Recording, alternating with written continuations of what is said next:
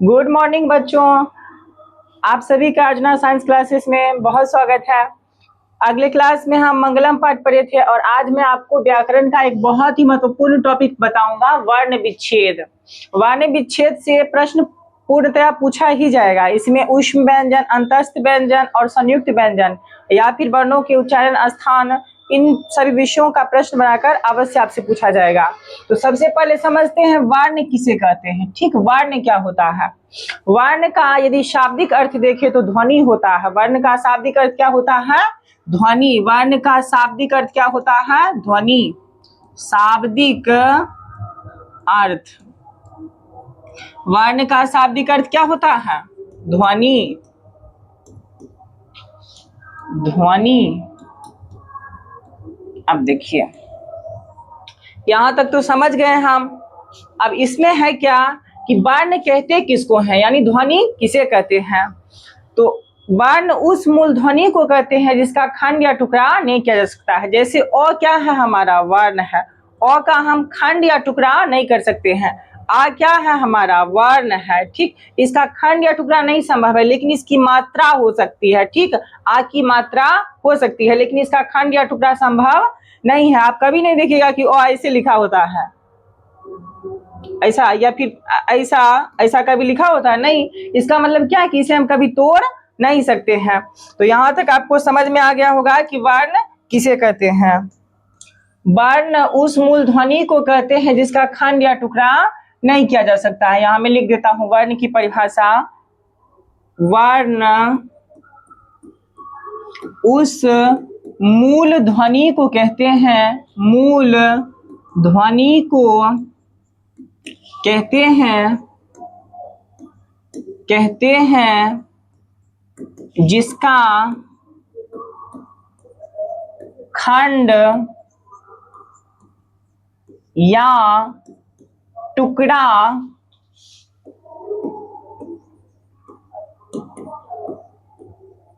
नहीं किया जा सकता।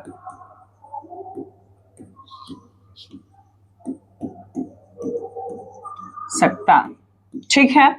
अब देखिए, ये तो क्या हो गया? परिभाषा हो गया हमारा वर्ण का, कि वर्ण उस मूल ध्वनि को कहते हैं जिसका खंड या टुकड़ा नहीं किया जा सकता है। अब देखिए, इसी में जैसे एग्जाम्पल में आपका क्या हो जाएगा, उदाहरण में जैसे हो गया आपका अ क्या है? इसका खंड या टुकड़ा कभी संभव नहीं हो सकता है। इसके बाद हमें पढ़ना है वर्णमाला। वर्णमाला बचपन से आप लोग पढ़ते होंगे अ से लेके य तक ना, तो उसी को क्या कहते हैं? वर्णमाला कहते हैं। जो क्रम में जो पढ़ाया जाता है, अ के बाद जैसे आ हो गया, एक हर्ष की मात्रा होती है, एक दीर्घ की मात्रा होती है, तो इस क्रमबद्ध रूप को ही क्या कहते हैं? वर्णमाला कहते हैं। वर्णों के क्रमगत रूप को या क्रमबद्ध रूप को ही क्या कहते हैं? वर्णमाला कहते हैं। ये भी आपको समझ में आ गया होगा। वर्णों के, इससे प्रश्न पूछता है वर्णों के क्रमबद्ध समूह को क्या कहते हैं? तो वर्णमाला कहते हैं। ठीक, वर्णों के क्रमबद्ध समूह को वर्णमाला कहते हैं। वर्णों के क्रमबद्ध समूह को क्या कहते हैं? वर्णमाला कहते हैं। अब वर्णमाला में भी अभी हम समझेंगे क्या क्या आ जाएगा, इसको नोट कर लीजिएगा। आगे देखते हैं। अब हम आगे देखते हैं। ये तो हम समझ लिए कि वर्ण किसे कहते हैं, वर्णमाला किसे कहते हैं। वर्ण के भेद की चर्चा करते हैं। वर्ण के भेद। अच्छा, इससे पहले ये भी समझ लेना है कि हिंदी वर्णमाला में कितने वर्ण हैं, तो नोट कर लीजिएगा। हिंदी वर्णमाला में कितने वर्ण हैं? हिंदी वर्णमाला में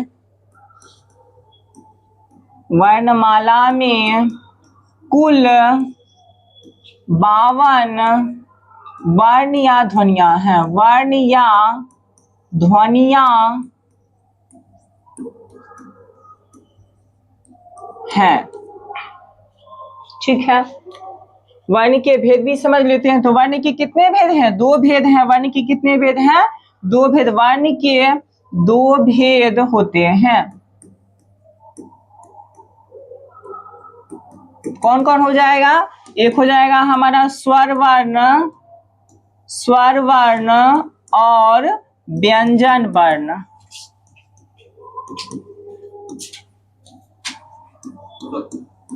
इसको नोट कर लीजिए। यहां से आपका क्वेश्चन क्या बनता है कि हिंदी वर्णमाला में कुल कितने वर्ण हैं? तो 52 वर्ण है, ठीक। और वर्ण के कितने भेद हैं? तो वर्ण के 2 भेद हैं, स्वर वर्ण और व्यंजन वर्ण, ठीक। इसको नोट कर लीजिएगा। अगले टॉपिक में देखते हैं।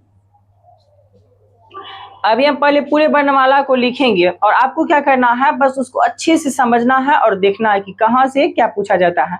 क्वेश्चन यहीं से आएगा। देखिए, जैसे है हमारा ओ, आ, ह्रस्व ई, दीर्घ ई, ह्रस्व उ, दीर्घ उ, ए, ऐ, ओ, औ, अंग, आह। और री भी इसी में ऐसे वहीं पे होता है, लेकिन कोई बात नहीं है, लिख लीजिएगा री, ठीक है। इसके बाद क्या होता है हमारा क वर्ग ना, क, ख, ग, घ, र। उसके बाद होता है च वर्ग, च, छ, ज, झ, ञ। इसके बाद होता है हमारा ट, ठ, ड, ढ, ञ। उसके बाद तो, थो, दो, धो, नो।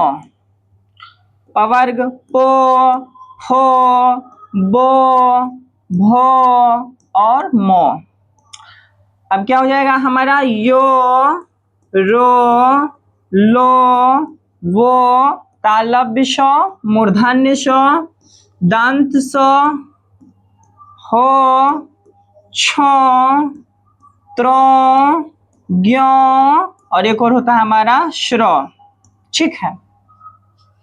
अच्छा देखिए, अब मैं जो यहाँ पे बता रहा हूँ जस्ट यहीं से क्वेश्चन पूछा जाएगा। ये जो हमारा यहाँ से लेके यहाँ तक है, ये ही क्या है हमारा, ये स्वर वर्ण है। ये क्या है? स्वर वर्ण है, ठीक। इसमें एक इसको इंक्लूड कर लीजिएगा, री को, ठीक। इसको क्या करना है? इंक्लूड कर लेना है री को। अब गिनिए कितने कितने हो गए ये? 1 2 3 4 5 6 7 8 ने 10 11। तो स्वर वर्णों की संख्या कितनी हो गई? 11। स्वर वर्णों की संख्या कितनी होती है? 11। अच्छा, एक यहाँ पे नोट वाला चीज लिख लीजिएगा आप, ठीक है, नोट। अच्छा देखिए, ये जो है ये ओ, ये क्या है? मूल स्वर है। और ह्रस्व ई, ह्रस्व उ, ये सब क्या है? ये तीनों ये मूल स्वर है। और इसमें री को भी रखा जाता है। ऐसे री पे चर्चा करेंगे हम अगले टॉपिक में कि री स्वर भी है, व्यंजन भी है, कैसे है ये भी हम बताएंगे, ठीक। तो ये जो है हमारा ओ, ह्रस्व ई, ह्रस्व उ, ये क्या है? ये मूल स्वर है, ठीक। और बाकी जो बच गया हमारा, इसे क्या कहते हैं? दीर्घ कहते हैं। जैसे आ क्या है हमारा? ओ की अपेक्षा आ के उच्चारण में अधिक समय लगता है। उसमें ये द्विमात्रिक होते हैं, ये एकमात्रिक होते हैं। अच्छा, इन दोनों से प्रश्न आपसे पूछा जाएगा, ठीक। जैसे ए देखिए, ए बना कैसे होता है? ए बना होता है हमारा ओ जोर ह्रस्व ई से। ये कैसे बनता है? ए कैसे बनता है? ओ जोर ह्रस्व ई से हमारा ए बनता है। और ऐ कैसे बनेगा हमारा? तो ऐ बनेगा ओ जोर ए से। क्या बनेगा? ऐ बनेगा, ठीक है। वैसे ही जो है हमारा ओ कैसे बना होता है? तो ओ बना होता है हमारा ओ जोर ऊ से, ठीक। ओ बना होता है। और औ कैसे बना होता है? तो औ होता है हमारा बना हुआ ओ जोर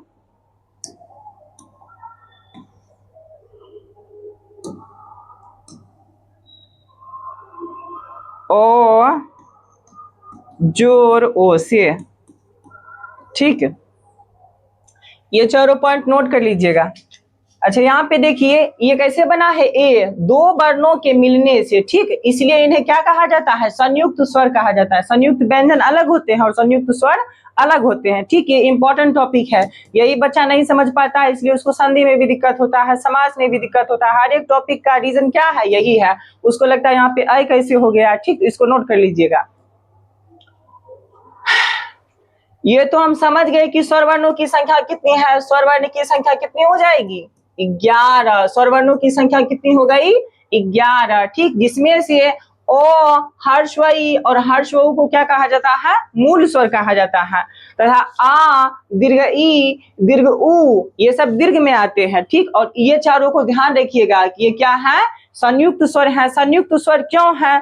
क्योंकि ये दो स्वरों के मेल से बनते हैं, इसलिए इन्हें क्या कहते हैं? संयुक्त स्वर कहते हैं। संयुक्त होकर बनते हैं, इसलिए इन्हें संयुक्त स्वर कहा जाता है। अगला टॉपिक हो गया हमारा क वर्ग, च वर्ग, ट वर्ग, त वर्ग और प वर्ग। ठीक है, देखिए यहाँ पे ध्यान से देखिएगा, इन पांचों वर्गों में 5-5 वर्ण हैं। ठीक, और प्रत्येक वर्ग का अंतिम वर्ण क्या होता है? पंचमाक्षर होता है। क्या होता है? पंचमाक्षर। तो यहीं से क्वेश्चन पूछेगा आपसे कि हिंदी वर्णमाला में पंचमाक्षर की संख्या कितनी है? तो कितनी है? 5। पंचमाक्षर की संख्या कितनी है? 5 माक्षर।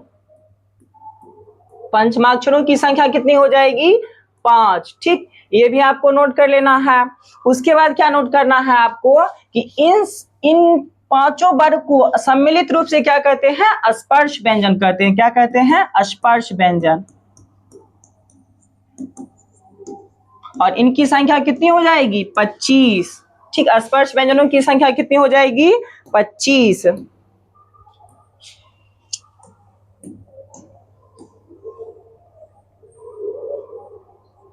इसको नोट कर लिए।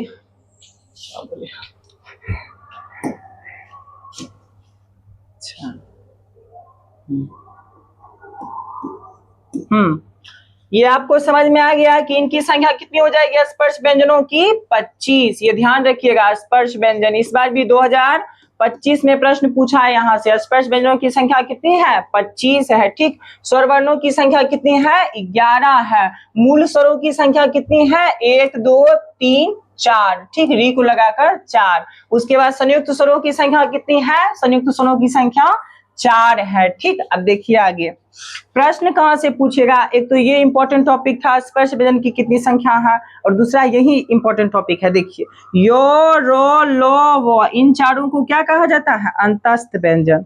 ये कन्फर्म है, यहाँ से क्वेश्चन पूछेगा ही आपसे। यो, रो, लो, वो को क्या कहते हैं? अंतस्थ व्यंजन। प्रश्न कैसे पूछेगा आपसे? जैसे लॉ दे देगा और बोलेगा निम्नलिखित में से कौन सा वर्ण अंतस्थ व्यंजन है। तो आपको ध्यान क्या रखना है? बचपन से आप लोग पढ़े होंगे यो, रो, लो, तलम, सम, मूर्धन, सवदन, सह, अक्षत और ज्ञ। ठीक, तो यहाँ वो तक में 4 वर्ण आते हैं। चूंकि 4 वर्ण है, इसलिए इनकी संख्या कितनी हो जाएगी? 4। इनकी संख्या कितनी हो जाएगी? 4। ठीक, और क्या ध्यान रखना है आपको कि अंतस्थ व्यंजन में जो है, इसमें कैसे प्रश्न पूछेगा? जैसे यो क्या है? तो यो अंतस्थ व्यंजन है। रो क्या है? अंतस्थ व्यंजन है। या फिर योरो लोगों को क्या कहते हैं? तो अंतस्थ व्यंजन कहते हैं। बस यही सब प्रश्न पूछा जाएगा यहाँ से। उसके बाद बच गया क्या हमारा? तालब, विषो, मूर्धन, सौ, दंत, सौ, हो। इन चारों को फिर लेंगे। देखिए, इसको हम बोलते ही हैं तालब विषो। पूछेगा उच्चारण स्थान, बच्चा घबरा जाता है कि इसका उच्चारण स्थान क्या होगा। तो नाम से यह स्पष्ट है, तालब यानी तालु से उच्चारित होगा। ठीक, मूर्धन्य सो मूर्धा से उच्चारित होगा। दांत सो दांत से उच्चारित होगा। हो बोल के देखिए, हो रहा है, यानी कंठ से, सीधे कंठ से निकल रहा है आवाज, यानी इसका उच्चारण स्थान क्या हो गया? कंठ। बोर्ड आजकल देखते हैं ये दे देता है वो तालब मूर्धन सौ और बोलता है कि इसका उच्चारण स्थान क्या है। अब बच्चा समझ में आ रहा है, सौ दंत है, मूर्धन है, इसको क्या पढ़ रहे हैं आप? मूर्धन सौ पढ़ रहे हैं तो मूर्धा हो गया उच्चारण स्थान।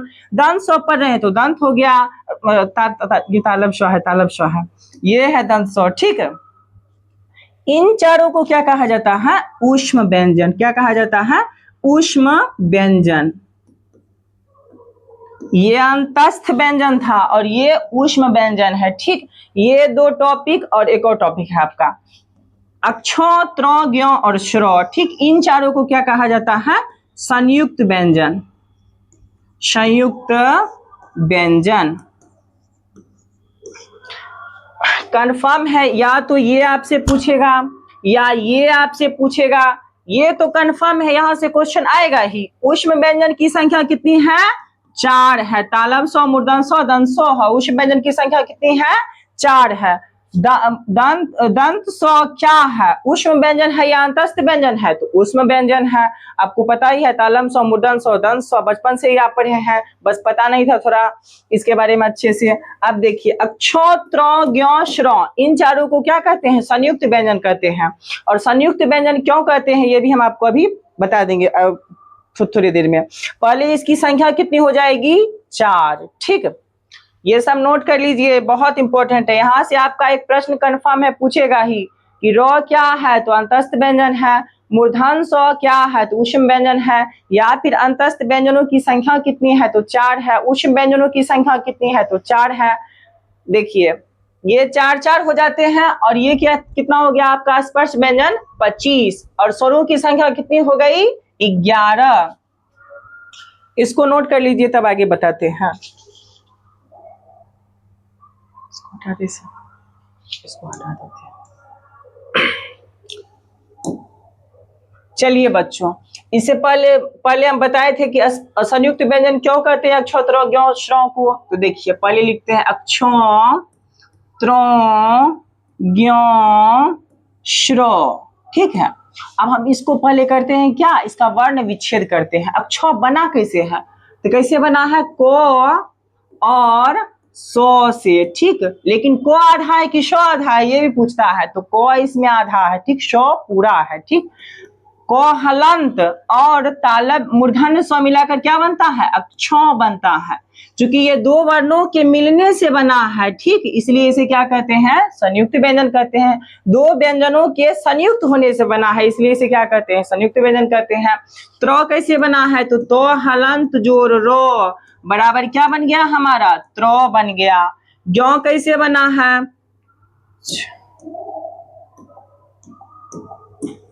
ठीक है, अरे देखिए क्या था, त्र, अच्छा। ज्ञ कैसे बना है हमारा, देखिए ये बना है जो हलंत और न्याय से। देखिए जो कैसे होता है, जो ज्ञ कैसे बना होता है हमारा, तो जो हलंत और न्याय से। ध्यान रखिएगा, इसमें न्याय पूरा होता है और जो आधा होता है। ठीक है, तो क्या बन जाता है हमारा, ज्ञ बन जाता है। श्र कैसे बना है, शो हलंत जोर रो बराबर क्या बना है, श्रो बना है। देख लीजिए आपकी आंखों के सामने है, दो व्यंजनों के परस्पर संयुक्त होने से इनका निर्माण हुआ है, इसलिए इन्हें क्या कहते हैं, संयुक्त व्यंजन कहते हैं। संयुक्त व्यंजनों की संख्या कितनी हो जाती है, तो संयुक्त व्यंजनों की संख्या कितनी है, 4 है। और इससे पहले हम आपको बताए थे संयुक्त स्वर, वो ध्यान रखना है आपको कि संयुक्त स्वर अलग है और संयुक्त व्यंजन अलग है। व्यंजन में दो व्यंजन वर्ण मिलकर बनेंगे। ठीक, ये देखिए रो तो व्यंजन है सब, और स्वर में क्या हुआ था, स्वर ही आपस में मिले थे। जैसे ए था हमारा, तो किससे मिलकर बना था, अ और ह्रस्व से मिलकर बना था। आई कैसे बना था, तो इसमें बना था ओ, क्या बोलते हैं, ए कहां चला जाता है,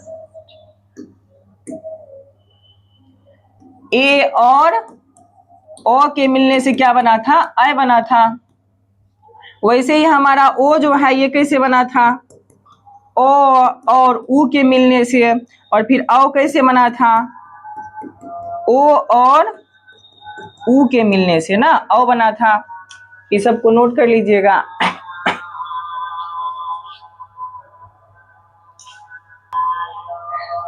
तो इससे पहले हम समझ, मेन टॉपिक वही है आपका, पूछेगा वहीं से प्रश्न। स्पर्श व्यंजन कितने हैं, 25 हैं। ऊष्म व्यंजन कितने हैं, 4 हैं। अंतस्थ व्यंजन कितने हैं, 4 हैं। अंतस्थ व्यंजन में योर और लोबो आता है। ऊष्म व्यंजन में तालम स्व, मूर्धन स्व, दंत स्व आता है। और संयुक्त व्यंजन में 4 व्यंजन है, अक्षो, त्र, ज्ञ और श्रो। ठीक, ये सब तो हम समझ चुके थे। अब हम स्वर वर्ण की परिभाषा समझते हैं, स्वर कहा किसको जाता है। ठीक है, तो स्वर क्या होता है, देखिए इसके नाम से स्पष्ट है। स्व का अर्थ क्या होता है, अपना। स्व का अर्थ क्या होता है, अपना, यानी जो अपने आप उच्चारित हो रहा है, जिसके उच्चारण में किसी की सहायता नहीं ली जाती है, उसे क्या कहते हैं, स्वर वर्ण कहते हैं। ऐसे भी आप लोग बोलते होंगे ना, स्वाभिमान, कितना स्वाभिमानी आदमी है ना, तो स्व माने होता है अपना, अभिमान यानी जो अपने स्वाभिमान, अपने अहंकार में रहता है, उसे तो स्वाभिमानी कहते हैं। वैसे ही स्वर वर्ण क्या है, स्व, इससे स्पष्ट है। स्व माने हो गया हमारा अपना, और जो अपने आप उच्चारित होगा, स्वतः उच्चारित होगा, ठीक, उसे ही क्या कहेंगे हम, स्वर वर्ण कहेंगे। तो इसके तो प्रथम अक्षर से इसकी परिभाषा बन गई। जो अपने आप उच्चारित होता है उसे स्वर वर्ण कहते हैं। जो अपने आप उच्चारित होता है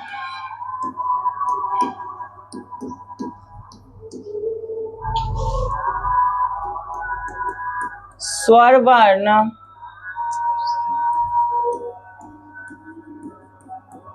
कहते हैं।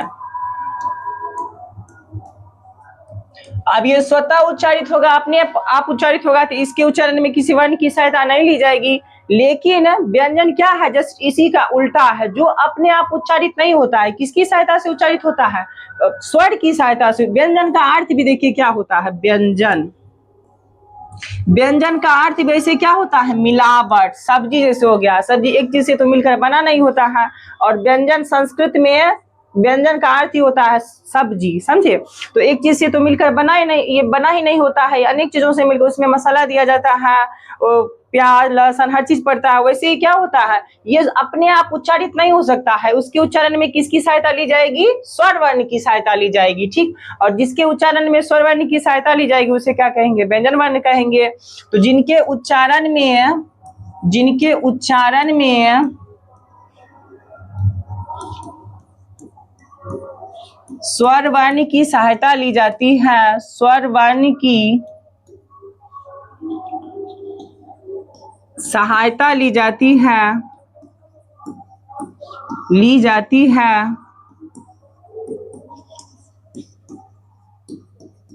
व्यंजन वर्ण कहलाता है।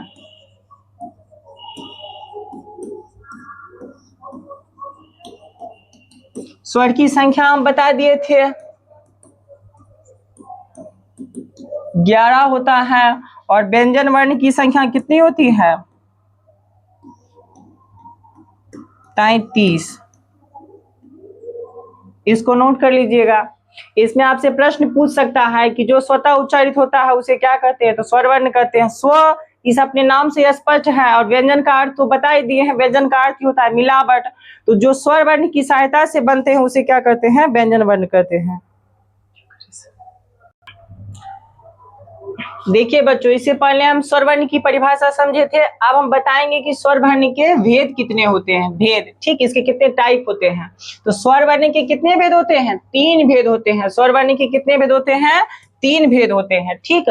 ह्रस्व, दीर्घ, प्लुत, ठीक। अब देखिए ह्रस्व क्या होता है, ये एक मात्रिक होता है। दीर्घ क्या होता है, द्विमात्रिक होता है। प्लुत क्या होता है, त्रिमात्रिक होता है। बस आपको ध्यान रखना 1 2 3, एक मात्रिक, द्विमात्रिक, त्रिमात्रिक, यही इसकी परिभाषा है। एक मात्रिक,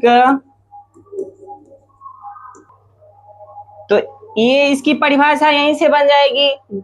ह्रस्व उन वर्णों को कहते हैं जो एक मात्रिक होते हैं, दीर्घ उन्हें कहते हैं जो द्विमात्रिक होते हैं, और प्लुत उन्हें कहते हैं जो त्रिमात्रिक होते हैं।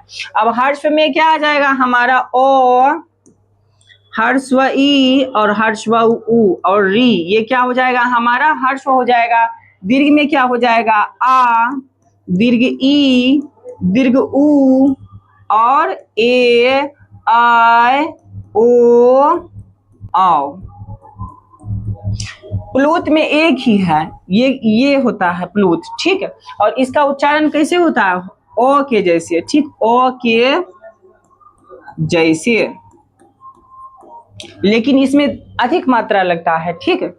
देखिए क्या हो गया, ओ, ह्रस्व ई, ह्रस्व उ और री, ये क्या है, ह्रस्व है। देखिए ये एक मात्रिक है, ठीक। इनका आप मात्रा बनाइएगा तो ह्रस्व ई की मात्रा क्या होती है, ह्रस्व ई की मात्रा होती है ऐसे, और दीर्घ ई की मात्रा क्या होती है, ऐसे होती है, ठीक।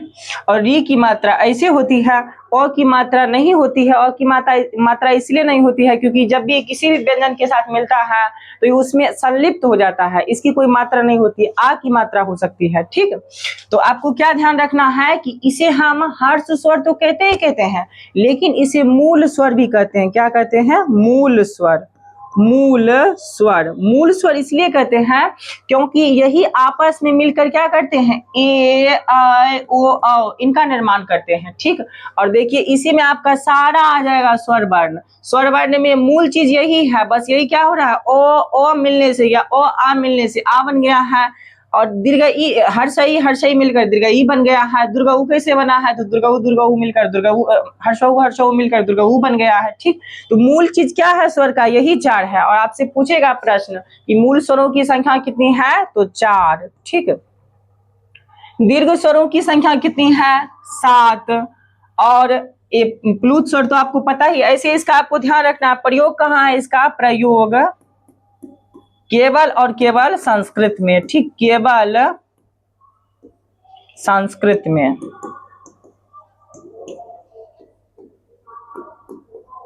जैसे हो गया आपका ओम। ओम में हम क्या करते हैं, ओ, इसको देखिए ओ के जैसे खींच रहे हैं ना। ठीक, तो ओम त्रिमात्रिक होता है, इसमें अधिक मात्रा लगता है। ठीक, और दीर्घ में क्या हो जाएगा, इसमें दो मात्रा लगता है। तो इसी से आपकी परिभाषा हर चीज यहीं से आपका बन चुका है। ठीक, और ये सब भी हम आपको बता ही दिए थे कि दीर्घ ये इन्हें संयुक्त स्वर किसे कहते हैं।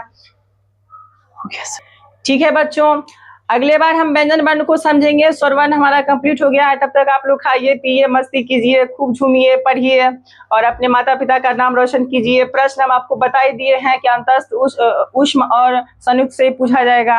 अगले वीडियो में मिलेंगे, तब तक के लिए धन्यवाद। आपने हमारा वीडियो देखा, आपका हार्दिक अभिनंदन है। हमारे चैनल में स्वागत है आपका। अगले वीडियो में मिलते हैं।